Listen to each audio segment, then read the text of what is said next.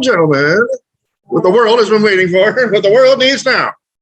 The one, the only, amazing, original, Johnny Blaze. Often imitated, but never duplicated. There's Johnny. Ladies and gentlemen, I'd like to welcome you all to the amazing original Johnny Blaze Show. It's always great to be here as I blaze right in with my karate kick.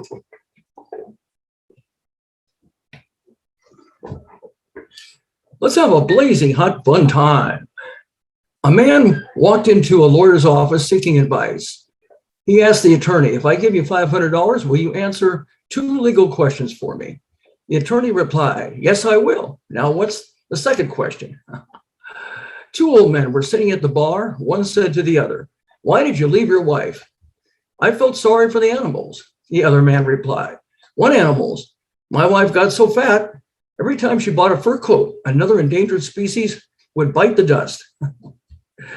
A lady was sitting on the psychiatrist's couch. What seems to be the problem? The doctor asked. Well, she replied, I think that I'm a sex maniac, the doctor said.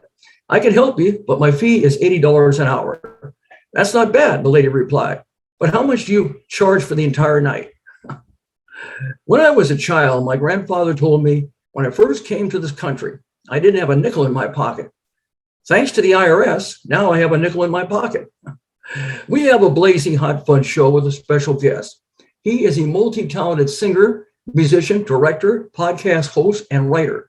Please give a big warm welcome and say hello to the one and only Duncan MacLeod. Duncan MacLeod, welcome to the amazing original Johnny Blaze Show. How you doing, Duncan? Doing well. How are you? Real good, thanks. Looking sharp, Duncan. Oh, thanks. It's Old Navy. Well, whatever works out, that's for sure. Yeah. Duncan, give me a rundown. Let me know all about the Duncan MacLeod story. How did you get started in entertainment, and where are you from? Where I'm from? I was born in the San Francisco Bay Area. Did a little stint back east in boarding school, and then I came back to San Francisco for a while and moved to LA, and I'm in LA now. So entertainment, well, moving to LA was part of that. I got a job at New Line Cinema back in the 90s, and so I moved down here to work in film, and then I met some people. None of us were musicians, but we all wanted to be, so we got together and formed a band called The Acres, and played around town and played up north in San Francisco. Never really did any touring beyond that. But the music was good, I think. We got a lot of really positive feedback from DJs all around the world who got our CD. We did this guerrilla marketing campaign and sent it out in these little mailers that look like crates of California oranges. And it was a really fun experience being in that band. So that's the beginning of my story with music. I also made a film after that about Mexican wrestling called La Lucha. And now I'm a author, and those are my books behind me. So I've written 6 novels and counting. So fantastic. Now you said you came out here. Okay, came out in San Francisco. Where were you from originally, though? Where were you born? No, I was born and raised in San Francisco. I was born in Oakland, raised in the Bay Area. Oh, okay. Lived in San Francisco most of my young adult life, and then I moved here. Now you're in Los Angeles. Okay. Talk to me about the Acres now. That's a catchy name. Where did you come up with that name, Acres? And how did you come up with it? And tell me, how did you meet your band members, and who are they, and what instruments do they play? And tell me all about that. All right. Well, we'll start with the question, how come the Acres? It was a double entendre because it was like heartache. So our hearts were aching. We were acres, but it was also kind of rural farm-like music inspired by the Carter family. So we talked about the acres, which is the way we spell it, the acres of land. And the album was called Plow This Land. So. Oh, okay, great. About the land, all about the land and heartache. Yeah. And then members of the band, it started with just me and my friend Jeanette. She worked at New Line as a contractor doing editing trailers. And she said, I've always wanted to learn to play the ukulele. And I said, well, I have an auto harp and I don't know how to play it. So we found this guy who had a music shop, and he didn't know how to play ukulele or auto harp, but he said, I can teach you music. So he taught us how music worked, and then we figured it out from there. So the sound was really kind of untrained and primitive sounding because none of us had been musicians before.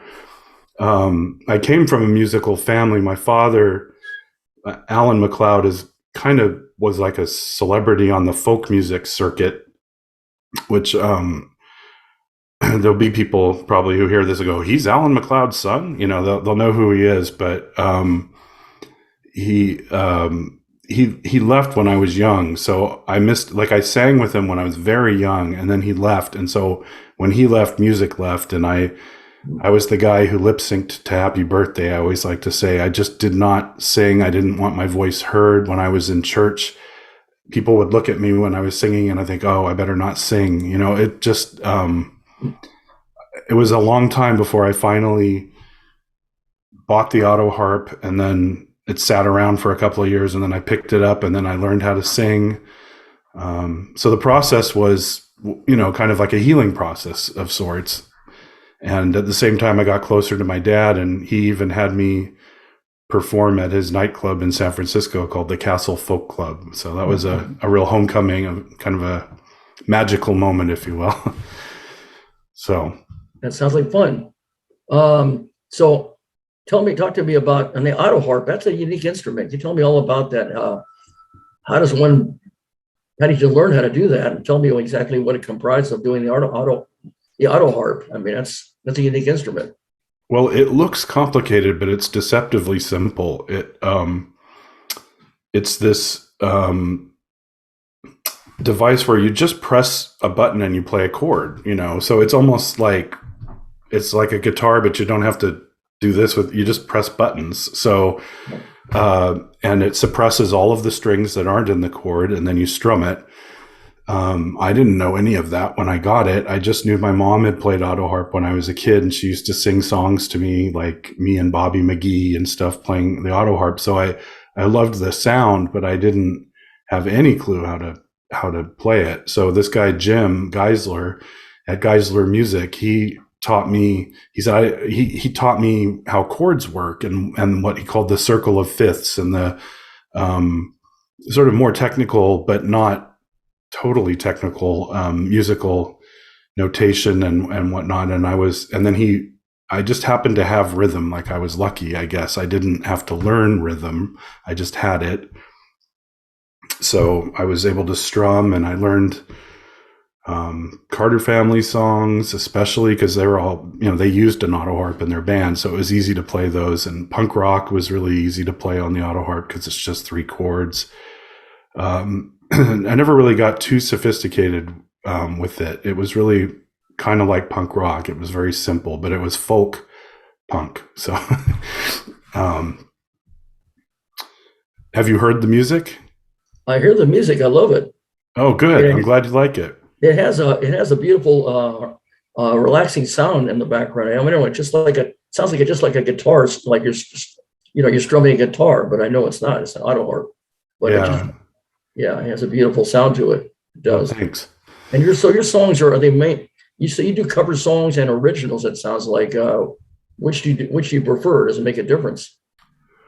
Well, when I was first getting started, I preferred the covers because I didn't know that I was a good songwriter.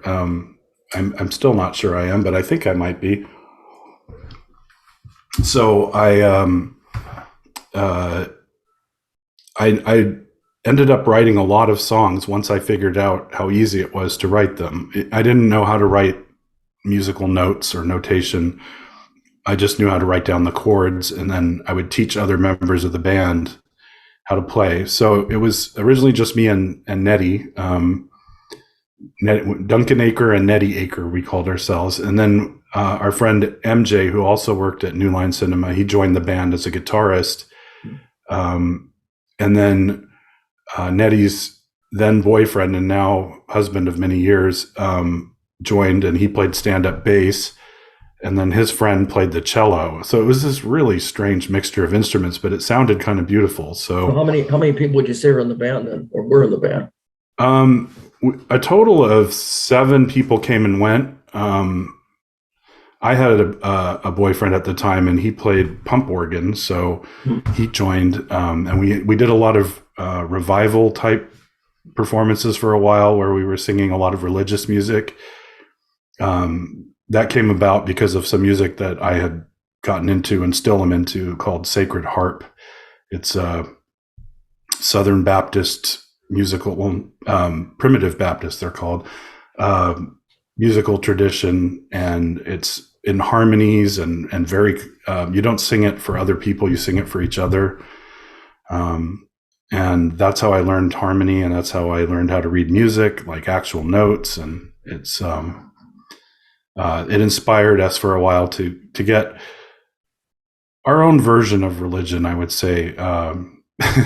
We weren't devout by any means. We had pretty progressive ideas about what it meant to be a spiritual person, I guess you could say. So our songs were kind of inclusive. So what kind of music would you do? A little bit of everything, like folk and country and jazz and, I don't know, religious, gospel, a little bit. Oh yeah, I don't think we did any jazz. Even though we had a stand-up bass and a cellist, it wasn't jazz. It was roots of kind of bluegrass and folk and punk and classic rock. We did some Black Sabbath and a few other covers, and I guess because we didn't know what we were doing, we were just happy to experiment with all kinds of different sounds. And there were songs that we would try and just say, no, throw that away, forget it. We're not going to be able to play that on stage. And there were others that became like anthems where everybody wanted us to play them every time we played. One of those that I just used to drive me crazy was Froggy Went A-Courtin', which I had known as a little kid. My mom used to sing it to me, but when we sang it, we just started getting people going, sing the frog song. And we were like, oh God, not Froggy Went A-Courtin' again. But sometimes they wanted us to sing it twice in one set.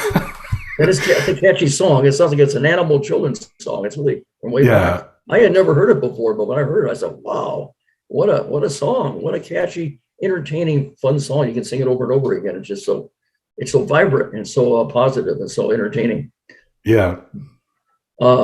Thank you. Yeah. You had a performance, it was 1998. You was it in a park that you did a live performance with the Acre group?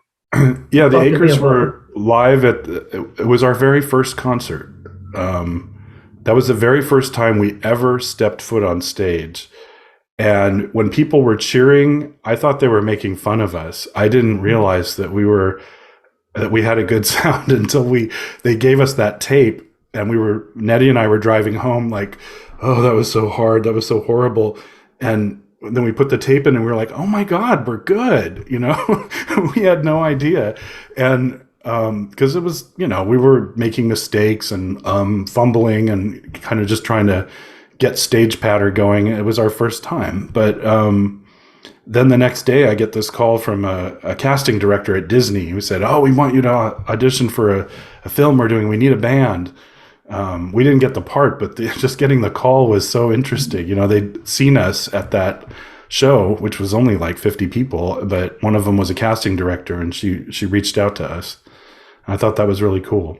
That's great. Well, just like remember, like Tom Hanks said, life is like a box of chocolates. You never quite know what you're going to get, and hopefully something sweet. So yeah, totally unexpected. That's a nice. Even if you didn't get the gigs, the fact that they asked you, that's a compliment. Yeah, it was. Definitely, it was a kick in the pants that kept us going for another few years. Ultimately the band broke up because Nettie didn't want to tour. She wanted to have children, and I respected that. Morgan wanted to work on his film. That was her husband, and he's won a couple of Academy Awards for the documentaries that he's made. So I have to say that it was the right decision to break up because they had such success. She has two beautiful children that one of them's ready for college, I think. And, you know, it was this magical experience that ended up coming apart, but it was, I wouldn't trade it for the world. It was great. It's something you'll never forget. It's unforgettable what you're telling me. Do you ever had any, well, you're only 50 people. You have any other bigger concerts? And if you did you ever have any, do any meet and greets or sign autographs or any of those?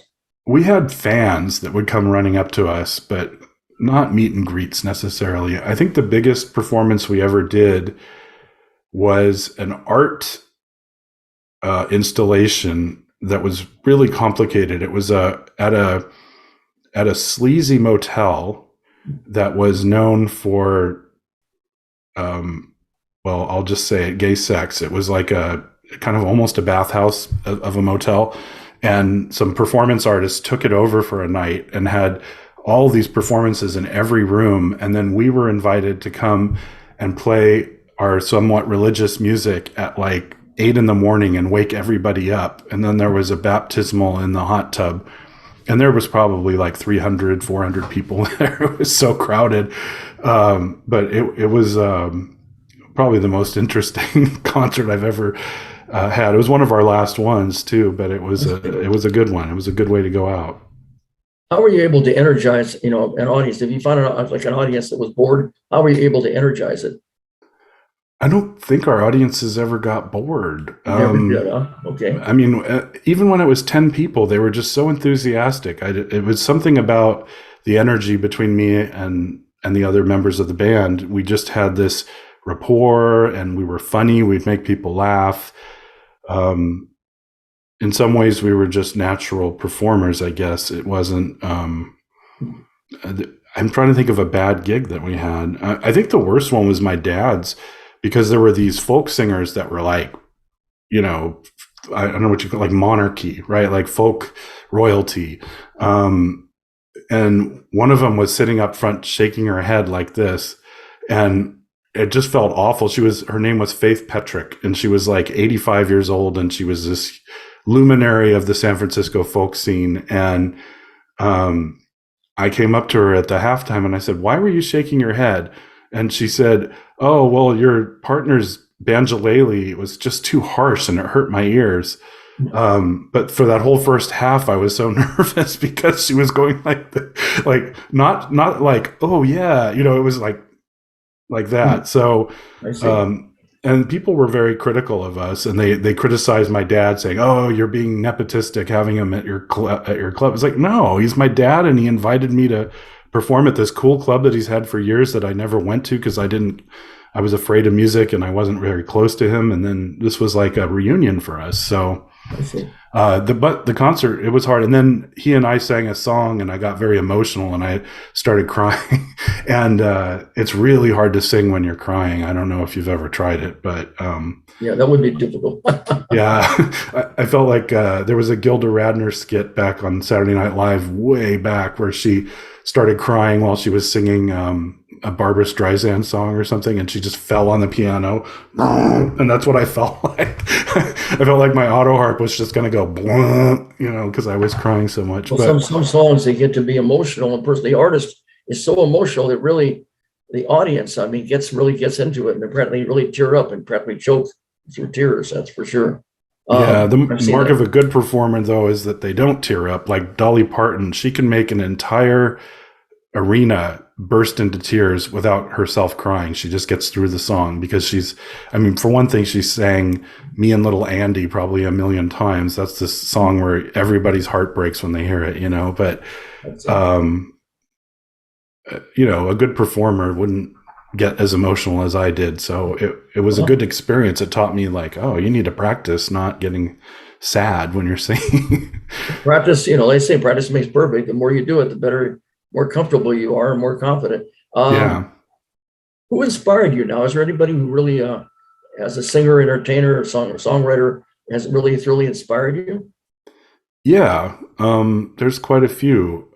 I kind of make a distinction between inspiration and influence. I feel like influence is when it's music that I could actually play. Inspiration is where it's music that I love and it makes me love music, but I don't think I could play it on an auto harp. So like Led Zeppelin is an inspiration. I love their music. I love every album they did, but I don't think I could play it because it's not simple chords. It's a lot of power chords and sustained fifths or what, I mean, things that I have no idea how the auto harp could ever imitate it.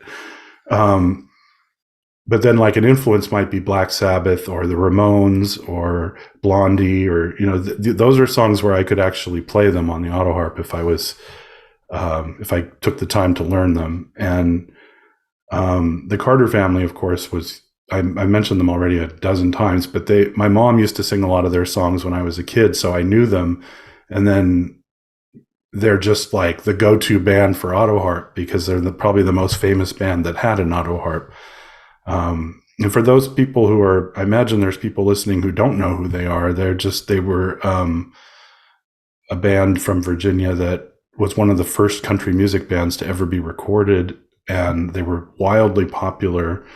And Johnny Cash married into that family, and they're like royalty of country music, I guess you could say. His wife was June Carter Cash. That's right. Yeah. So they're probably a huge influence, I would say. And then I like Hole. I've learned one of her songs. I like the Spice Girls. It's an eclectic bunch of music that I enjoy. That's fantastic. It really is. You ever had a performance, you tried your hardest, no matter hard, you tried so hard, and for some reason it did not work? I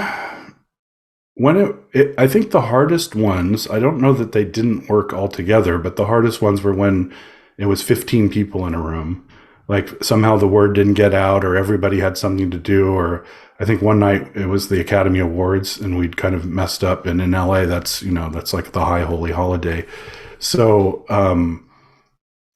those concerts were harder because there could be a moment where somebody coughs or gets up to go to the bathroom and you really notice it, but we were pretty solid right from the start. We really had our stage thing down in terms of just getting people energized and laughing and enjoying the music. Some of my favorites were when like little kids came and they started dancing around to the music. I mean, that's like one of the highest honors you can get as a musician, is when a small child dances to your music. Well, that brings something else to mind, Duncan. What about audience participation? Now, you probably had audience participation in your shows, and if you did, how'd you go about getting the audience to participate? I think on, God, what song was it? We had a song where we got people to sing along. I'm blanking on it right now. And it didn't always work, one of my favorite stories about that is a friend that said he went to a Diana Ross concert and she held out the microphone. She said, "Come on, sing with me." Actually, I think it was a comedian. "Come on, sing along." And the guy's like, "I'm paying you to sing. I'm not going to do your job for you." And yeah, I mean, participation in terms of the audience is like clapping and enjoying and singing. And I mean, I guess people sang along. I don't, when you're up on stage, it's kind of hard to tell because if there's lights on you, you can't always see what's happening in the audience. So you don't remember any particular shows trying to get the audience to participate, getting them to clap or applaud or cheer? Well, yeah, it just came, like I told you, that very first concert, like the first time we ever set foot on stage, people were screaming and cheering. And I told you, I thought they were making fun of me. I thought that it was some kind of, like a humiliation thing happening, but it turned out that they were screaming because they loved what we were doing. It was so different and original and one of a kind, I guess. This is just a nice, pleasant surprise. Then it's not something expected, but hey, it's better to be surprised than disappointed. Yeah. Obviously, something about what you did was entertaining and fun, and they really enjoyed it, and they joined in and automatically started either clapping or cheering or applauding or whatever they were doing. Sometimes they do the wave to songs. People do different things in the audiences. Some people dance, they cheer, they applaud, they clap, whatever. That's true. So good. I'm glad that worked out for you. How have you handled, now there's a lot of rejection in life, especially in entertainment. How have you handled rejection yourself, Duncan? Oh, I don't take it too well, but I'm learning. I get better every day. With our music, there wasn't an opportunity for rejection necessarily because we decided to put out our own CD. We went to a printing house and we had some people that were in the music business that came into our lives and kind of helped us get our CD together. So there wasn't rejection in that sense. I think the only rejection that comes to mind is when the band kind of said, "Hey, we want to break up." I mean, that was pretty powerful rejection, right? But rejection has come more in my writing. I've written these great books and I've sent them to like probably over 150 agents and gotten over 150 rejections. So I've learned to, well, there's a quote by Sylvia Plath that says, "I love my rejection slips because they remind me that I try." And when I got that many rejections, I just went ahead and published the books myself. I went through Amazon for paperbacks and I went through a couple of different platforms. I hope I haven't strayed too far from the topic, but the topic was okay. Rejection. So in other words, you can't handle it one way, you do it another way. You got to do whatever you got to do. That's for sure. Coping. How about any anxiety in performing now? Did you ever feel any anxiety at all before you got ready to do a performance? And if you did, how do you handle that?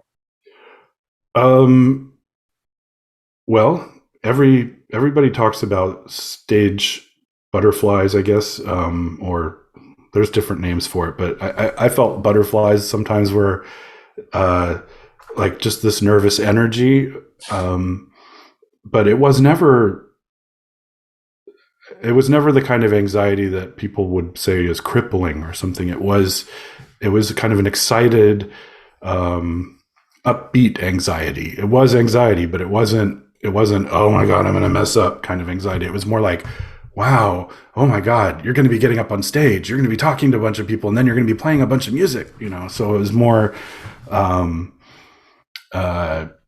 of a positive anxiety.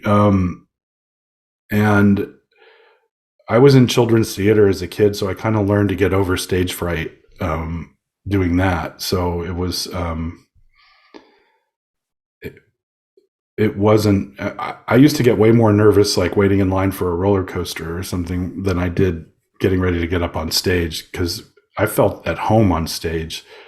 And I actually kind of learned about what was going on. I get really nervous at parties or having to talk to more than maybe 3 people at once. And so I couldn't understand why I was so comfortable on stage. And then someone said, "Well, when you're on stage, it's like there's this wall almost. And instead of talking to a room full of people that can all come at you and talk, you're sort of talking out to them. So it doesn't trigger the kind of anxiety. I have a little bit of social anxiety. It doesn't trigger that. Instead, it kind of alleviates it. And I think that I've heard that I think they were saying that Judy Garland was like that, where she couldn't stand to be around people in a situation like a party, but she loved performing on stage. So that was the big discovery I made. Well, that's what some of the greatest talented people. What they do is they're like a genius when it comes to. They take on a whole different role when they get up and perform. They imagine success and just really get into what they're doing. And they forget about their nerves or whatever they're doing, and they channel that, and they turn the stars into stars. So that sounds like that's what you've done. Yeah, that sounds right. That sounds great. You've never had an embarrassing experience at all in your performing, or if you have? Oh, hundreds. Lots of missed notes. But most of the embarrassment, I would say to people, "I'm so sorry, I destroyed that song," and they'd be like, "I didn't know," because most people don't know what the music's supposed to sound like exactly. I mean, there's sometimes I've hit some sour notes and it was just awful. But embarrassment, yeah, that's just really minor embarrassment. Really, if once you get used to the fact that you're going to make mistakes while you're on stage, I'm not a virtuoso. I'm not this, perfect musician. I was very imperfect. And so embracing that made it a lot easier to make the mistakes. Embarrassed.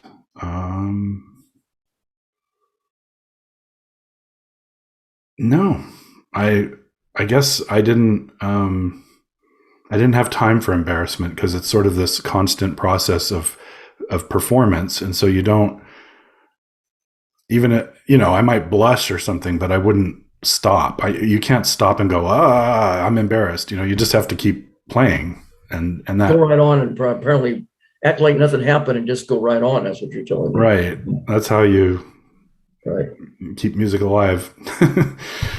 Keep it going. No, you, as far as singing, okay. What's a typical day as a singer and songwriter? And also, what are your process for writing songs? Is it music first, or is it chords, or is it harmony, or or lyrics, or what do you have a special process for writing songs? And also, what's a typical day as a singer songwriter? My process was almost 100% strumming the auto harp, playing different chords until I found a combination I liked, and then putting them together in a sound I liked, and then going and finding words if necessary. Sometimes they would be instrumentals like Grandma Joan or Waltz for Stella. Those were examples of the instrumentals that we wrote, but we also, sometimes we just found, most of the time we would have this tune and then we would add lyrics to it, making sure that they fit and not, you have to fine tune them. There's a lot of crossing off. When I wrote poetry in college, I thought I was a terrible poet because I was always crossing things off and putting, pointing arrows to like the new word. And it just looked like, it wasn't ready yet, but that was the process of writing the poem. And then I went to the British Museum on a trip to London, and they had John Lennon's original music, Under Glass, and a poem by Emily Dickinson, Under Glass, and both of them had that same thing where they've crossed out and done arrows. It was like, oh, I am a poet. I mean, or my process isn't the wrong process. It doesn't come flowing out of people perfectly. You have to change stuff all the time. And so learning that was an important part of the songwriting process. So you do improvising. There's no one set way then where the music comes first or words come first. You just improvise as you go?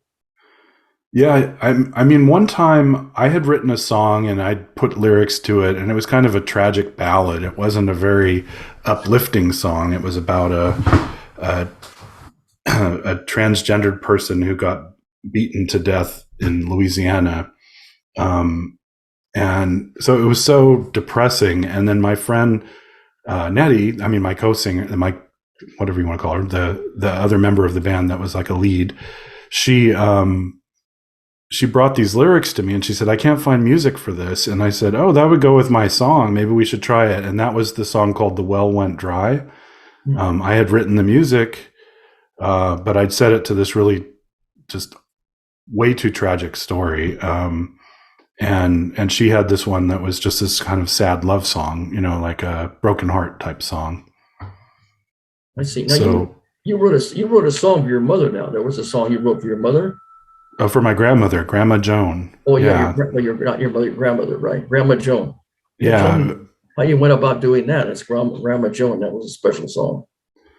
Well, I mean, in the traditions of waltzes, there and reels and jigs and all the other instrumental music that my father introduced me to, a lot of them are named for people. When he got married, Alistair Fraser, the famous violinist or fiddler or whatever you want to call him, he wrote a reel for his wife called Rose Grant, and then he wrote a jig for my dad called Alan MacLeod, right?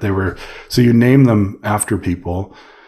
And my grandmother was just somebody really special to me. She was always a very safe place for me to go when I was going through the tumultuous divorce of my parents and stuff. And I always just associated her with warmth and kindness. So I dedicated a song to her, and then I got to play it for her, which was even better.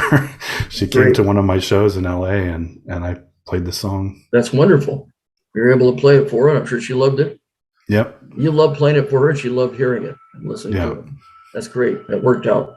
Now, you also, besides your entertainment, what we're talking about, there's other areas now. You also are, I know you were a director of certain movies now. You have a movie called La Lucha, a documentary movie, and also there were several other ones. The other ones, besides La Lucha, there's a few other ones that you had. They're shorts, but yeah, I did I did music videos for friends. But yeah, La Lucha was the one about the Mexican wrestlers. It was about a school for people studying the Mexican style of wrestling called Lucha Libre. And it was down in Anaheim near Disneyland. And it was about this event that took place where a bunch of burlesque dancers wanted to have Mexican wrestling in their burlesque show. So they created something called Lucha Vavoom, which is still going on. They have shows 3 or 4 times a year. They play Vegas and a few other places. But this very first one, there was a lot of just tension that came about because of money. And it was a financial success, but it wasn't a success for the guy that ran this school. And his school had to close for a little while. But it opened up again, and the kids that were in the school, I followed a couple of them, and one of them, he was having a really hard time, which the other meaning of lucha, it means wrestling, but it also means struggle. His struggle was that he had been in a gang, and he was trying to channel that violent energy into wrestling, but he kept getting drawn back into the other life. So, his struggle was kind of the real story of the movie. Mexican wrestling, interesting. Yeah. There are other ones. Let's see. There was Dodge Alley and Married to the Kellys. Talk to me about those other movies. Oh, Married to the Kellys. Wow. Okay. Well, Married to the Kellys was a TV show that I was fired from. I was just assisting the producer, and I was hopelessly wrong for the part. They needed somebody extremely organized, detail-oriented, deadline-driven. Those are things that I am not. And so they rightfully fired me from the show.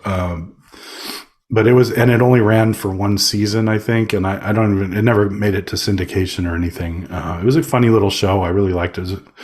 But I didn't write it or direct it or anything. I was just a producer's assistant. Dodge Alley, on the other hand, was a film I made with friends at New Line when I first got there. We used a 16 millimeter camera. We used some standard def video, and we also used pixel vision, which is this. It was really cool. It was this black and white camera for kids, and you'd use a cassette tape to record the video, and it was really grainy, and it had just this great look. So Dodge Alley was, it was a story about a hustler who meets a kind of together guy, an accountant, who has AIDS, but they fall in love, and then the hustler gets AIDS from him and dies, and the accountant has to live with that. So it was a short, and it was very depressing, but it was based on it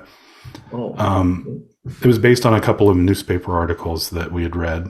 Which is your favorite of all those? Was that documentary La Lucha? Was that the favorite? Well, that's the one where I actually made money, so I guess I could say I liked that about it. I sold it to Image Entertainment, and it got distributed. So great. Let's see. Yeah, that was a good one. Well, that's something to remember. It's something to be proud of. Yeah. Did it take very long to make? Yes. I had no money. I was unemployed. I was like using unemployment to pay people. And then I just had to do odd jobs like Married to the Kellys to get enough money together to be able to have a shoot, and so a normal documentary, you could probably get 3 of them done a year if you have a producer and a budget. But I was the producer, the director, the editor, I wasn't the cinematographer, thank God, but I was everything else. And I had to wear so many hats, and it took 4 or 5 years to get the film from when I started it to when it was sold and distributed. That's a long time, but it was well worth it from what you're telling me. Oh yeah, you were recognized and paid, so fantastic. Very good. As a director now, what is there anything that's ever been challenging and you've ever had to deal with? Oh yeah. About any? Well, the kind of nastiness that happened between the burlesque dancers and the school kind of turned my direction at one point, and somebody they threatened to sue me. And because you've made a film, it's really different from just having an album or something. There's just so much more at stake, and they make you to be able to distribute the film, you have to get insurance. And because I had this insurance, it's called like errors and omissions insurance.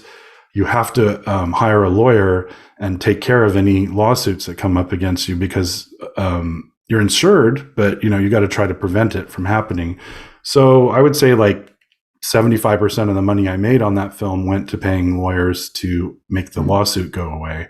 I see. So I let that get the better of me, and I said, forget it. I'm not making films, I'm writing. And then so I turned to novel writing. So it sounds like your real passion, even though you've enjoyed it, your real passion is writing novels. We're going to get into the writing of the novels right now, but moving right along, you're also a podcast. You're a podcast host. You had a podcast called When Everything Cracks. Talk to me about that. Tell me all about that podcast. How did you do it? How did you create it? What is it about? It's a book that I'm working on now that is a rewrite of the first 2 books I wrote, 5150 and Half. They're little novellas, and I'm putting them together into a novel-sized book. And the books themselves and the podcast are about a young man in San Francisco who gets hospitalized for schizophreniform disorder, it was called at the time. And I gave the character the name Ethan Lloyd, and I took the reader through a very first-person, present-tense account of what it's like to have a psychotic episode.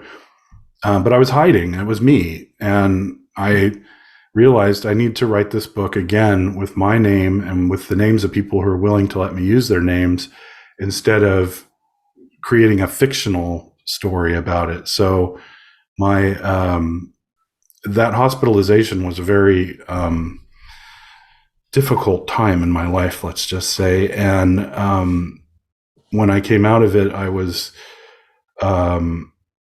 really ashamed of it. And that shame drove me to drugs. And then I had to clean up off of drugs. And then just cleaning up off the drugs didn't take the shame away. And I didn't realize that the shame was what I didn't have a name for it. They call it stigma, or if you want to put it on the rest of the world, you say it's ableism. So those books were a way of working through that and getting more kind of reconciling the shame that I felt. And even the fact that I wrote those books with a character who wasn't me as a way of hiding was a symptom of that stigma or shame that people who have had different disabling conditions, especially mental health, have to live with.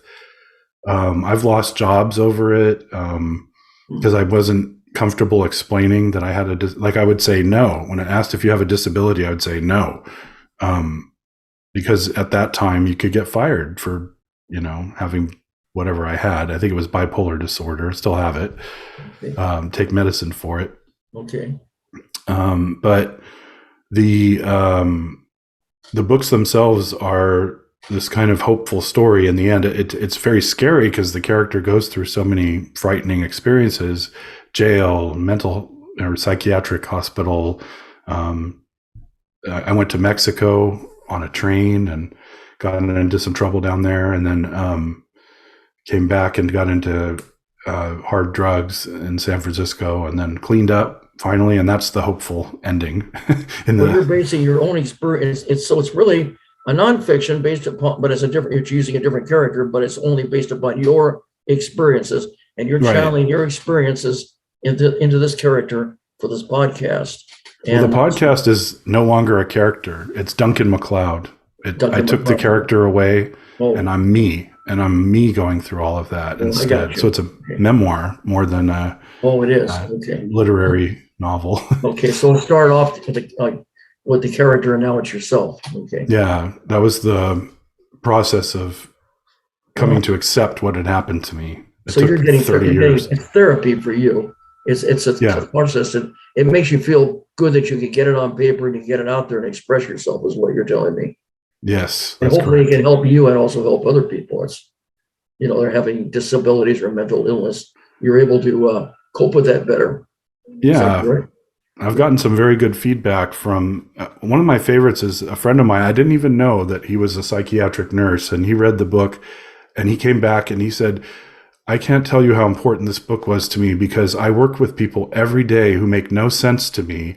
And you've told this book from their point of view. So he was able to connect again to the people. Like he'd lost all hope in his job and thought he was going to have to quit. And then my book like re-energized him and helped him realize how much he was helping people. So, let's talk about, so starting with the podcast, let's talk about your writing is like a catharsis. It helps you not only deal with these disabilities, but it helps you in helping other people. You have some books called Psychotic Break series. Yeah. 5150. Also Agnes and the Fifth Bardo.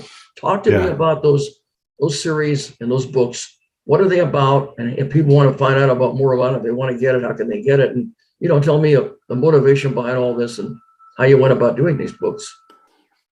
Okay. Well, the Psychotic Break series is the books that were with the fictional character that wasn't me. And there's 5 of them in total. There's 4 main books and then a prequel that I wrote.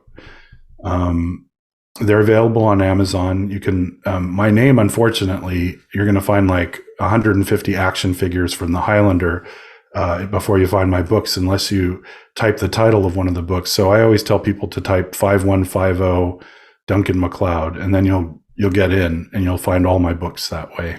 So 5150. What's 5150? What does that mean? Well, besides being a Van Halen album, they used the same idea I had when they named their album. 5150 is a form that police or jailhouse employees have to fill out to move somebody from jail to a psychiatric ward. Okay. So the book is named after that. And then so that's those. And then Agnes and the Fifth Bardo is a bit of a departure from that. It's a fantasy young adult about a girl who is hit by a car. She's in high school. She gets hit by a car and then finds herself in the afterlife. And the whole story takes place in a sort of a version of the afterlife that I read about in the Tibetan Book of Living and Dying, where you go through the bardos, they're called. Right now we're in one of the bardos, which is life. And then there's death. The moment of death is a bardo. And then the period after death that lasts about 4 or 5 days. And then there's this longer period where you become something. And then when you're born again is reentry. So it's this cycle that the Tibetans talk about. And the book is Agnes and the Fifth Bardo is about this girl meeting up with a guy she had a crush on who also died, and a little dog, and they go together through these adventures in the afterlife. And it seems to be trending very old. I get my fans that are really like just love it are in their 80s. So I guess it's appealing to people who are facing the end of, they're getting close to the end of their lives probably, and they like to hear different stories about what that might be like. How did you get the ideas and inspiration for that one, about the Bardo one? You're just telling me. I don't know. Most of my books have characters that talk to me. Maybe it's a symptom of my earlier mental illness, but I I don't always write the stories. Like the characters go, oh no, I wouldn't go there. I'm going here. You know, like they tell me, I mean, it's not a voice in my head or anything. So it's kind of unfair to say that it's mental illness. It's just the creative spirit comes through in characters for me. And so most of my stories are character driven. They have plots and they have twists and turns and they're great, but the twists and the turns come because the characters say, no, that's not right. Like in one of my books, there was a character who confessed to me somewhere in the middle of the book, oh, by the way, I'm not real. You've imagined me. And then I had to reveal that to the audience. So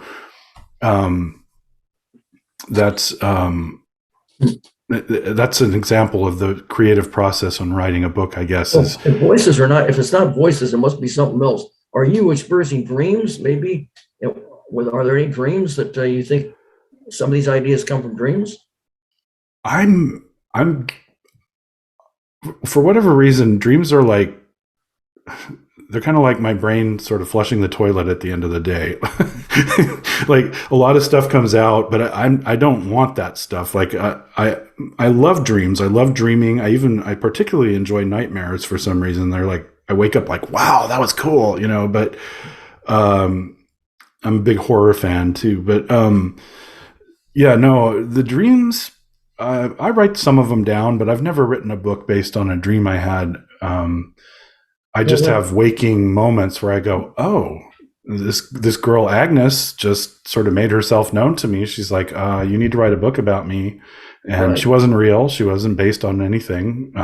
So if it's not a dream and it's not a voice, it has to be something. What is it that you think happens that causes you to be able to get into these characters and be able to be creative and write your experiences and write a book about it? Because it takes a certain kind of creative juice and talent. Not just anybody can do that.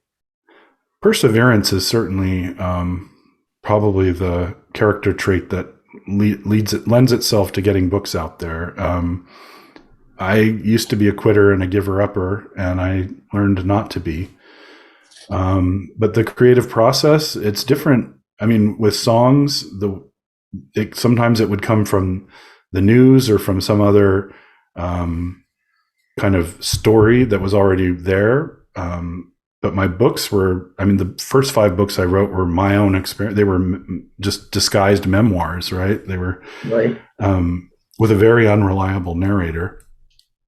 Yeah, the creative process, it isn't the same for everybody. There are people who sit down and plan every page of their novel, what it's going to be. I think Agatha Christie would be the number one example of that. I don't think she just sat down and went, I'm going to write a novel. I think she was like, okay, here are the characters. This is what's going to happen. Here's the red herring. Here's the, you know, she had like a whole system for writing her books. Me, I'm what they call a pantser. I just write by the seat of my pants. And I hear the characters and they tell me what's going to happen. And then I go back and I fix plot holes and other things that come about as a result of that. But, yeah, so there's the 2 styles, at least 2. There's probably much more than that, but those are the 2 that I know about. It's like the planners and the pantsers when it comes to novel writing. With music, I think I was a pantser. I just played around until I found a sound I liked and then decided what I wanted to say, what lyrics I wanted. You know, a lot of my lyrics were you know, I come from the LGBTQ plus community, and so they were supportive of that. Even the religious songs were inclusive, trying to extend kind of a true Christian friendship, you know, sort of message for the gay community. And I think at least one of the songs on the Acres album is like that. I'm not sure if it's there. Walk in Jerusalem. Is that on that album? That was, I wrote, that was a song that existed, but I rewrote the lyrics to be about something else, more inclusive and more. That's very interesting. That it is, Duncan. Have you ever worked with or met or worked with any celebrities at all in your life? Well, I was I shook the hand of the man who writes the songs that make the whole world sing. But I didn't work with him. I met Barry Manilow at the Virgin Megastore, and my friend was his assistant. And so I was talking to my friend, and then Barry Manilow walked up, and he went, "Oh, Barry, this is Duncan," and I was like, "Whoa," starstruck. But in terms of working with celebrities, no. Had some fans who were celebrities, I think, or kind of. Not actors or actresses or musicians. I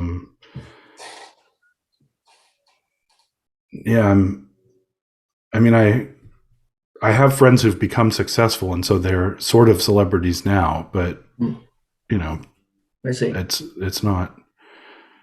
What do you think about the talent show? There's some talent shows out there like American Idol, America's Got Talent, X Factor, or The Voice. Have you ever watched any of these shows, or what do you think about them as far as developing and being a new talent? You feel that they're helpful, and what do you think about those shows? I have never watched them. You don't watch it? I can't tolerate. I watched The Gong Show in the 70s, loved that, but you did? Really? Yeah. But it was a funny, it was there was a hilarity to it, and it wasn't quite as serious, and it didn't take itself as seriously as American Idol or the X Factor or The Voice or the blah blah blah. All of them. There's so many of them. I've seen some great moments. Like I'll watch a YouTube video of just like everybody watched that one of the I forget her name. She was kind of a frumpy lady in England who sang a song from Les Mis. God, I'm terrible with names and stuff, so you'd have to help me out there. But a lady from England? Yeah, it was like she was like a huge celebrity for a year or two because she got up on the British version of American Idol, I guess, or Britain's Got Talent, maybe, and she sang an operatic song from Les Miserables, and. Yeah. You're not talking about Susan Boyle, are you? Yes, thank you, Susan Boyle. Susan Boyle. Yeah, everyone saw that, right? I can't think of anyone I know who hasn't seen that video. Susan Boyle, Yeah, and that was inspiring, and it was a great, upbeat thing, and it could have lured me into watching those shows, but I just have this, I don't know, I need to be entertained a different way. I don't like reality. I see. Contests that much anymore. Don't like them, but you liked the original Gong Show, Chuck Barris. That was a hit. That was very funny, wasn't it? It sure was. The Unknown Comic and J.P. Morgan. Say we'll be back with more stuff. Chuck Barris. Oh, he was funny. Unknown Comic, J.P. Morgan, Gene, the Dancing Machine, all that. Remember the Popsicle Twins and all the. Oh yeah, they had. She was banned too, J.P. Morgan, because she was exposing her breasts, and it was entertaining. They tried to bring it back with Michael Myers for a couple seasons. It was terrible, and so it got gonged off. We couldn't compare it to the original. Nothing quite like the Gong Show. What's that? Nothing. There was nothing as good as the Gong Show. Oh yeah, Chuck Barris not only did the Gong Show, he produced Dating Game, the Newlywed Game, the $1.98 Beauty Pageant. That's where. remember, he went out in the audience with confetti that Rip Taylor. Yeah. Yes. You throw the confetti everywhere. The Newlywed Game and Dating Game, and he also wrote a book, Chuck Barris, You and Me, Babe, about his experiences. He went out to Paris, wrote his memoirs. He had a movie, Confessions of a Dangerous Mind, about a game show producer in the day, and at night he was going after CIA assassins. I believe that was just a gimmick to get people to watch. George Clooney was in that too, and also Drew Barrymore. He had quite a few people in there. Julia Roberts. But, Confessions of a Dangerous Mind. Right. Yeah. Chuck Barris now, he felt very guilty because his daughter used to be hosting on the Gong Show. He loved his daughter, but the problem was she got involved with the drugs, and she needed some help. She needed a father to be there for her. And apparently he gave her money to try to buy her off and just say, "Go, you're on your own, go ahead." He didn't do what he should have done. He should have paid more attention to her as a father. She ended up overdosing, and that was it. He never forgot that. He felt very guilty, Chuck Barris. But anyway, It was very interesting about all that. So anyway, getting as we get closer to the end, I was wondering, Duncan, if you had to do anything over again in your life and your career, would you do anything differently? Life and career. Well, I would start writing a lot younger. I didn't have, if I knew now what I knew, if I knew then what I know now, kind of thing. I had so much to work through, let's just say therapeutically kind of stuff. And I had no confidence. Like I said at the beginning, I lip synced to Happy Birthday because I didn't think I had a voice I had no confidence creatively. Even though I was a very creative person, I just thought that I was doing it wrong or something. And now that I know, oh, no, this is how you do it. I would love to have known that when I was young and full of energy. But I don't. And so I'm just going to do it now as, the old guy that I am. And certainly I don't think I would do drugs again if I had that to do over. That was a really bad idea. Don't know if I can help whether or not I would have a psychotic episode at 19. But if I could avoid it, I would. But other than that, I think, it's been a good life. And I've, you know what? I would probably not get my MBA. That was just a waste of time. I love having a master's degree, but I wish I'd done it in something more creative. I thought business could be creative, but it is not. So it just isn't. It's the opposite of creativity, I think. It's a bunch of people that are terrified that, they're going to make a mistake. So you would have done it differently if you had to do it over again. That's what you're telling me. Yes. Yeah, there are some things I'd do differently, but for the most part, it's been a good life. I've been married for 20 years, been with the same guy for 20 years, and married as soon as we could. These are things that I treasure. I love my life and the people in it. So that part, if I did all those things differently, would I get to meet them? Would I get to be where I am now? I don't know. So maybe I shouldn't undo the things that I did. So some things you would still do the same, but there's other things, of course, you would have changed. That's what you're telling me. Okay. Yeah, I think anybody would agree. There might be some people who are like, nope, wouldn't change a thing. But I can think of things that if I could change them and still have this great life, then I would. But if I can't, then I won't change them. Do you have any present projects, Duncan, that you're working on? Yeah, the When Everything Cracks podcast I'm working on it every day right now. It's and then the book that accompanies it it's an edit job of the books I've already written, so it isn't as hard as writing a brand new book, but it's time consuming. So those are the literature and the podcast are the things that I'm working on right now. Let's see. And I do some music. I have a friend in England who has me play auto harp for her really great gothic. She does very beautiful goth music. Her name is Omowen. So I've played auto harp for her. And then singing wise, I sing that music I talked about, the shape note music, sacred harp. I sing that on weekends when it's every first and third weekend. I still sing that. And that was why I was able to let music go for a long time, is because I still have music in my life with those people. And you did put out an album in the past, remember? That's what you told me. Yeah. The Acres. Any other albums in the future? Or you don't know. Well, I was on those albums that Omoen does, but I'm not a lead. I'm just a sound that she uses. I see. And yeah, she has another one coming out called Nadu, I think, or is it Danu? Anyway, her next album, I'm going to be playing on that too. So. And what's her name again? Omowen, Omewenn. Omowen. Yeah. I see. Do you have any future dream projects in the future that you haven't done that you'd like to consider doing? Yes. I want my books to become a Netflix series, not unlike Orange is the New Black.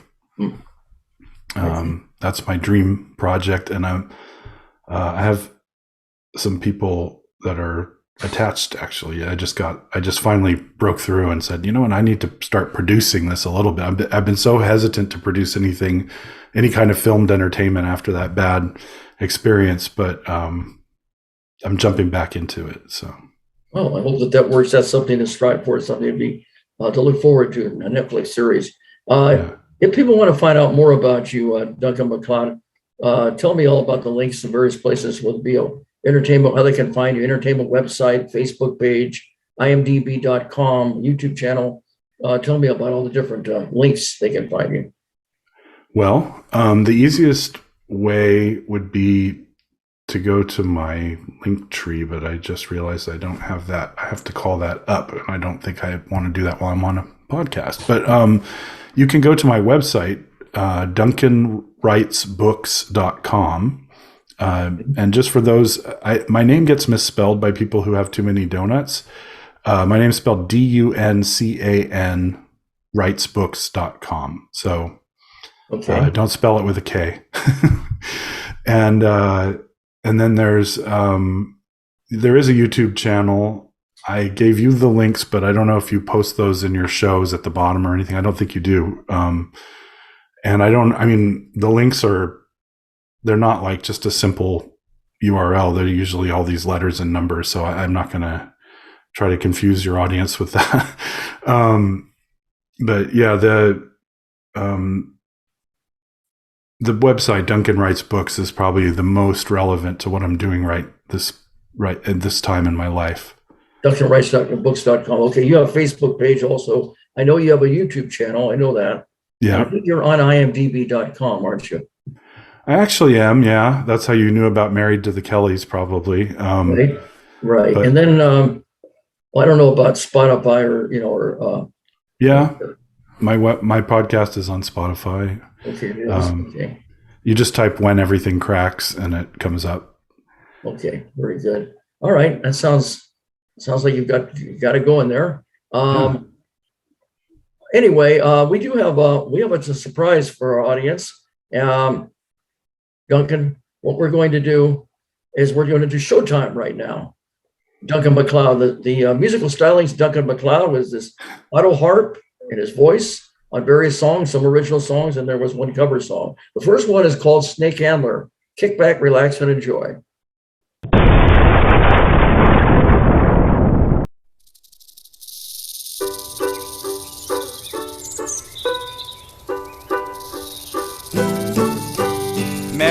Mary, won't you come right quick? I want to show you an amazing trick.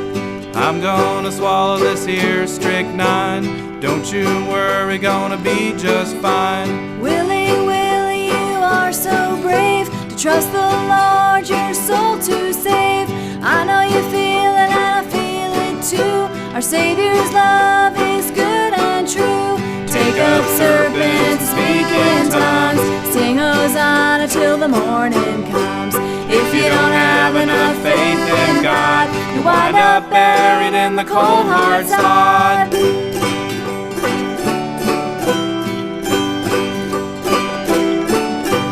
Mary, there's murmurs going round. Folks have seen you out on the town with that bachelor Jasper Quinn. Is it true you've been sinning with him? I was with him, I won't deny, but let me tell you the reason why. He gave me a ride from the general store, just being neighborly, nothing more. Take up serpents and speak in tongues, sing Hosanna till the morning comes. If you don't have enough faith in God, you wind up buried in the cold hard sod.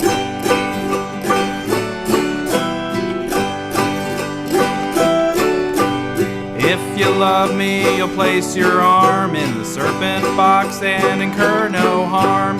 Lord will protect you if you're faithful to me, but if you're not, you're gonna be sorry. Willie, I'm quite afeared. Don't you know that I love you, dear? All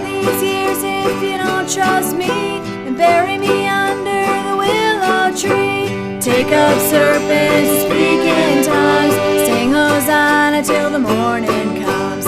If you don't have enough faith in God, you wind up buried in the cold hard sod.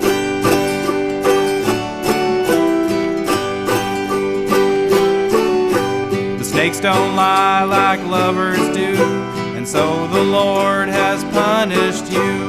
I can't believe that this is the end. The wound is too deep for us to mend. Willie, Willie, I'm fading fast. I fear this breath may be my last. The serpent's bite my flesh could bear, but you thought me false, so I died despair. Take up serpents, speak in tongues, sing Hosanna till the morning comes. If you don't have enough faith in God, you wind up buried in the cold hard sod.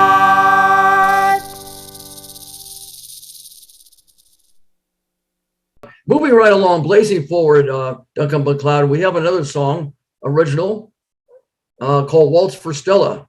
Mm-hmm. Let's go forward, go for it, and enjoy and have a fantastic, wonderful time, ladies and gentlemen.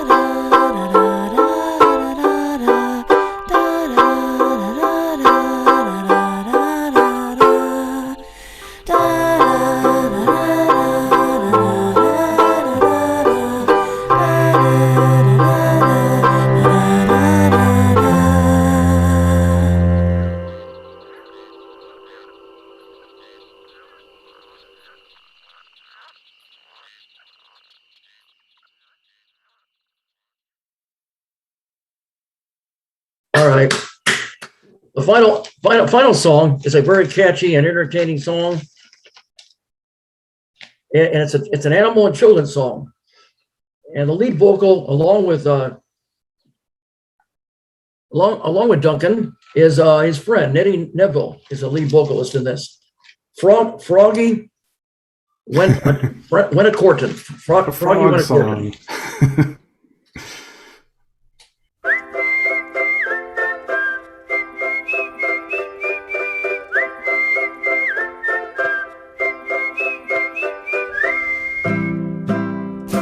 Froggy went a courting and he did right. King Kong kitschy kitschy kai-me-o, with a sword and a pistol by his side. King Kong kitschy kitschy kai-me-o, kai-mo-ki, way down yonder in a hollow tree. Owl and a bat and a bumblebee. King Kong kitschy kitschy kai-me-o. He rode till he came to Miss Mouse's door. King Kong kitschy kitschy kai-me-o, and there he knelt upon the floor. King Kong kitschy kitschy kai-me-o, kai-mo-ki, way down yonder in a hollow tree. Owl and a bat and a bumblebee. King Kong kitschy kitschy kai-me-o. He took Miss Mouse up on his knee. King Kong kitschy kitschy kai-me-o, and he said, little mouse, will you marry me? King Kong kitschy kitschy kai-me-o, kai-mo-ki, way down yonder in a hollow tree. Owl and a bat and a bumblebee. King Kong kitschy kitschy kai-me-o. Miss Mouse had sisters 3 or 4. King Kong kitschy kitschy kai-me-o, and there they came right in the door. King Kong kitschy kitschy kai-me-o, kai-mo-ki, way down yonder in a hollow tree. Owl and a bat and a bumblebee. King Kong kitschy kitschy kai-me-o. Well, they grabbed Mr. Frog and began to fight. King Kong kitschy kitschy kai-me-o, in the hollow tree 'twas a terrible night. King Kong kitschy kitschy kai-me-o, kai-mo-ki, way down yonder in a hollow tree. Owl and a bat and a bumblebee. King Kong kitschy kitschy kai-me-o. Mr. Frog fought the sisters to the floor. King Kong kitschy kitschy kai-me-o, with his sword and his pistol he killed all 4. King Kong kitschy kitschy kai-me-o, kai-mo-ki, way down yonder in a hollow tree. Owl and a bat and a bumblebee. King Kong kitschy kitschy kai-me-o.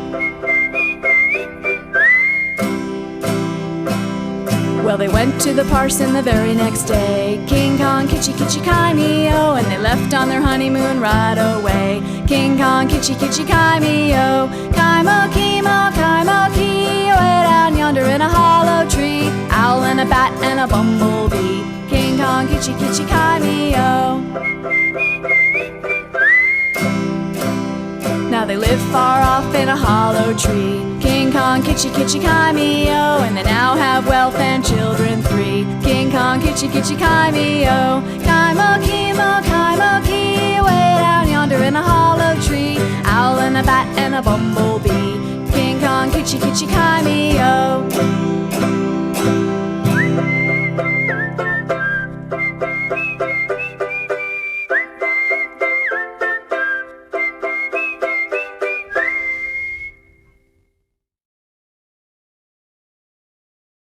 Bravo, bravo. What an entertaining, fun, inspirational song. Full of life. It's so catchy there, Duncan. Well, thanks. Oh, I want to give first we get ready to wrap up the show, Duncan MacLeod. I want to give a shout out to Bruce Wozniak and thank him because without his referral to me, we wouldn't have this show. And he's the one that referred me and introduced me to you, Duncan MacLeod. Yeah, Bruce is a great guy. I was on his podcast too. Right, I heard his podcast. That was fantastic. I listened to a lot of his podcasts. He's great. He really is. You know, he's done he's done over about 485 episodes now. And now hear this entertainment. Yeah. I had 3 of his clients, and then he asked me to make him a guest, and so I had him on my show also in the past. Wow, fantastic guy, really is. And then he gave me a nice recommendation about my movie and everything, and about the show. So that was wonderful. He's a friend. He's definitely a friend, Bruce. Yeah. He and I met at the San Francisco Writers Conference. So. Oh, you did? Well, that's great. That's fantastic. Yeah. So he's doing great. He's moving forward, and he's successful, and he's a great guy. He really cares about helping people in the business of entertainment, and bringing people up and helping them and making them aware of what's going on. And I say so. I salute him, and I think he's fantastic. He's fantastic. I'll let him know, of course, about this. Anyway, as we get ready, as they say, getting ready to wrap up the show.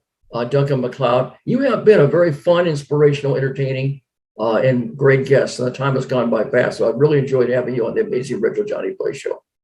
It's been an honor to be your guest. And it's a pleasure. Thank you. So as they say, as we get ready to wrap up and come to the end, I want to say to all my fans and friends, always keep a smile on your face and a song in your heart. And until next time, happy trails and blaze out.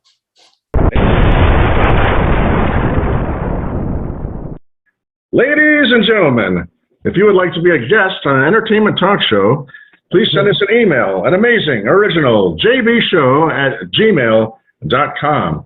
All of our episodes will appear on YouTube and Facebook and receive over 3,000 views.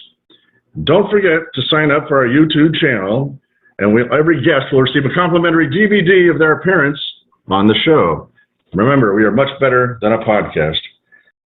And now, the amazing original Johnny Blaze has just left the building. Good night. God bless.